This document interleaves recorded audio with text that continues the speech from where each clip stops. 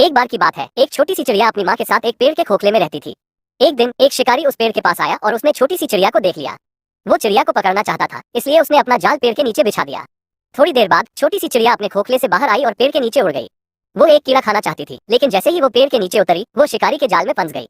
छोटी सी चिड़िया बहुत घबरा गई और चिल्लाने लगी। शिकारी जाल में फंसी हुई चिड़िया को देखकर बहुत खुश हुआ। वो चिड़िया को पकड़ने के लिए आगे बढ़ा, लेकिन छोटी सी चिड़िया ने हिम्मत करके एक पत्थर उठाया और शिकारी पर फेंक दिया। पत्थर शिकारी के सिर पर लगा और वो बेहोश होकर गिर पड़ा।